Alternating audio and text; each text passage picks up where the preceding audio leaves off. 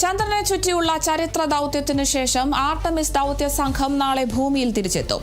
Indian സമയം പുലർച്ചെ രാവിലെ 5 മണിയോടെ 4 അംഗവുമായി ഓറിയോൺ പേടകം കാലിഫോർണിയയിലെ സാന്റിയാഗോ തീരത്തിറങ്ങും. വിവരങ്ങളുമായി വിഷ്ണു വിനോദാണ് ചേരുന്നത്. വിഷ്ണു, ചന്ദ്രനെ ചുറ്റിയുള്ള ചരിത്രപരമായ ദൗത്യത്തിനു ശേഷം ഈ ഒരു ദൗത്യ സംഘം നാളെ ഭൂമിയിൽ തിരിച്ചെത്തുകയാണ്. ഈ ഭൂമിയിൽ എത്തുമ്പോൾ ഉണ്ടാകുന്ന ഒരു ആശങ്കയുണ്ട് ശാസ്ത്രലോകത്തിന്. എന്തൊക്കെയാണ് വിവരങ്ങൾ? അരുണിമ നേരത്തെ സൂചിപ്പിച്ചതുപോലെ നാസയുടെ ചരിത്ര ദൗത്യമായിട്ടുള്ള ആർട്ടിമിസ് 2 സംഘം നാളെ ഭൂമിയിലേക്ക് തിരിച്ച് എത്തുന്ന ദിവസമാണ്. ലോകമാകെ അല്ലെങ്കിൽ മനുഷ്യ സമൂഹം ഒന്നടങ്കം ആവേശത്തിൻ്റെയും കൗതുകത്തിൻ്റെയും മുൾമുനയിൽ നിൽക്കുന്ന ഒരു സാഹചര്യമാണ് നിലവിലുള്ളത്. നാളെ ഏകദേശം വെളുപ്പിനെ 5:37 അതായത് അമേരിക്കൻ സമയം 5:37 ഇന്ത്യൻ സമയം 5:37 ഈ പേടകം ഓറിയോൺ പേടകം സാന്റിയാഗോ തീരത്തിലെ ശാന്ത സമുദ്രത്തിൽ എത്തും എന്നുള്ള ഒരു വിവരമാണ് ഇപ്പോൾ പുറത്തു വരുന്നത്. നേരത്തെ സൂചിപ്പിച്ചതുപോലെ തന്നെ ഭൂമിയിലെ അന്തരീക്ഷത്തിലേക്ക് പ്രവേശിക്കുന്ന ആ ഒരു ഘട്ടം, ആ ഒരു സമയമെന്ന് പറയുന്നത് ഏറ്റവും നിർണായകമാണ്. ആ ഘട്ടം എത്തുന്നതിന് മുൻപ്, അതായത് അന്തരീക്ഷത്തിലേക്ക് പ്രവേശിക്കുന്ന ആ 45 മിനിറ്റിന് മുൻപ് പേടകത്തിൽ ഘടിപ്പിച്ചിരിക്കുന്ന സർവ്യൂസ് മൊഡ്യൂൾ വിച്ഛേദിപ്പിക്കും അല്ലെങ്കിൽ വേർപെടുത്തുന്ന ഒരു നിലയുണ്ടാകും.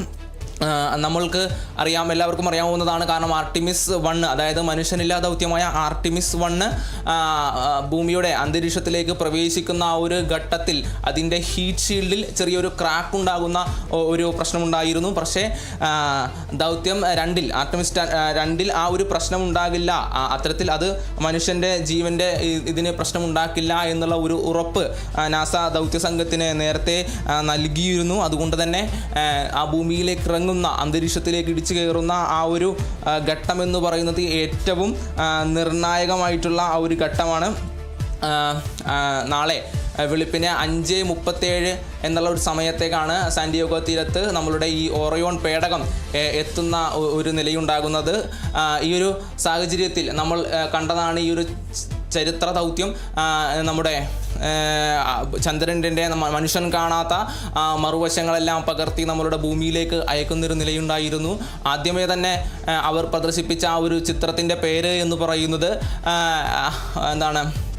ഹലോ വേൾഡ് എന്നുള്ള ഒരു അടിക്കുറിപ്പോട് കൂടിയാണ് അവർ ആദ്യം പുറത്തുവിട്ട ചിത്രം എന്ന് പറയുന്നത്.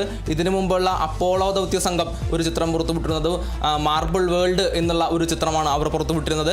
എന്തായാലും അപ്പോളോ ദൗത്യ സംഘമെല്ലാം റെക്കോർഡിട്ട് വെച്ചിരുന്ന മനുഷ്യൻ, അതായത് ഭൂമിയിൽ നിന്ന് ഏറ്റവും ദൂരം സഞ്ചരിച്ച ആ ഒരു റെക്കോർഡെല്ലാം ഭേദിച്ചാണ് ഈ ഒരു ആർട്ടിമിസ് 2 എന്ന സംഘം അല്ലെങ്കിൽ ഈ ഒരു ചരിത്ര ദൗത്യം നമ്മുടെ ഭൂമിയിലേക്ക് തിരിച്ചു വരുന്നത് എന്നുള്ളതാണ് നമുക്ക് പറയാൻ സാധിക്കുന്നത്. മറ്റൊരു വൈകാരികമായിട്ടുള്ള കാര്യമെന്ന് പറയുന്നത് ഈ പറയുന്ന മറുവശത്ത് 2 ഗർത്തങ്ങൾ നമ്മൾ ഈ ഒരു സംഘം കണ്ടെത്തിയിരുന്നു. ആ ഒരു ഗർത്തത്തിന് പേരിട്ടിരിക്കുന്നത് കാരൽ എന്നാണ്. അത് ഈ പറയുന്ന ഈ സ്പേസ്ഷിപ്പിൻ്റെ കമാൻഡറായിട്ടുള്ള അതായത് റെയ്ഡ് വൈസ്മാൻ ഭാര്യയുടെ പേരാണ് ആ കാരൽ എന്നുള്ളത്. തൻ്റെ ഭാര്യയാണ് തൻ്റെ വിജയത്തിന് പിന്നിലുള്ളതെന്നും തൻ്റെ ഭാര്യ 20 വർഷങ്ങൾക്ക് മുൻപ് ക്യാൻസർ ബാധിതയെ മരിച്ചു പോയതാണെന്നും അതിനാൽ തൻ്റെ ഭാര്യയുടെ പേര് ഈ ഗർത്തത്തിന് ഇടണമെന്നും അദ്ദേഹം നാസയോട് അഭ്യർത്ഥിക്കുകയായിരുന്നു. നാസ ആ ഒരു അഭ്യർത്ഥന അംഗീകരിക്കുകയും തുടർന്ന് ആ ഗർത്തത്തിന് കാരൽ എന്നുള്ള പേര് നൽകുകയും ചെയ്യുകയായിരുന്നു. എന്തായാലും ചരിത്രപരമായിട്ടുള്ള മനുഷ്യ സമൂഹത്തെ ഒന്നടങ്കം കൗതുകത്തിലും ആവേശത്തിലും നിർത്തുന്ന ഒരു സംഭവബഹുലമായ ഒരു കാര്യമാണ് നാളെ വെളുപ്പിനെ നടക്കുവാൻ വേണ്ടി പോകുന്നത്. ശരി, വ്യക്തമാണ് വിഷ്ണു. ചന്ദ്രനെ ചുറ്റിയുള്ള ചരിത്ര ദൗത്യത്തിനു ശേഷം ആർട്ടമിസ് ദൗത്യ സംഘം നാളെ ഭൂമിയിൽ തിരിച്ചെത്തുകയാണ്.